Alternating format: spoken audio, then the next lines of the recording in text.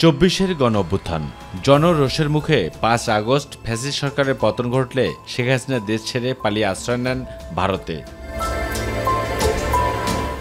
আর এই আন্দোলনের সময় বিপ্লবী ছাত্র জনতা দীর্ঘ ১৬ বছরের ইতিহাসে কথা না বলার বাকস্বাধীনতা ফিরিয়ে পাওয়া সহ ভোটের অধিকার ও গণতন্ত্র পুনরুদ্ধারে আন্দোলন ও ত্যাগের মুহূর্তগুলো হৃদয়ের কালি দিয়ে এঁকেছেন দেয়ালে দেয়ালে।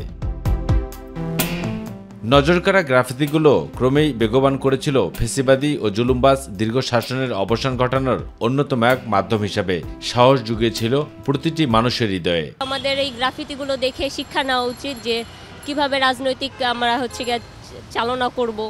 তাদের যে আত্মত্যাগটা আমাদের সবার জন্য দেশের, এইটা আসলে আমাদের ফুটিয়ে তোলা উচিত। সময়ের সাথে সাথে কিছু কিছু গ্রাফিতি মুছে গেছে, আবার নতুন করে সেখানে পড়ছে তুলির আঁচড়।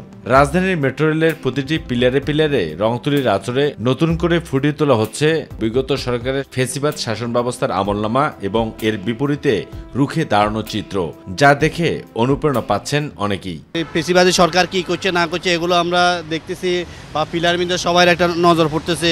যারা পরবর্তীতে আসবে তারা যাতে আগের মতো ফ্যাসিস্ট অথবা আগের সরকারের মতো কখনো যাতে আচরণ না করে, হ্যাঁ, এটাই আমাদের আর কি মনে করে দেওয়া।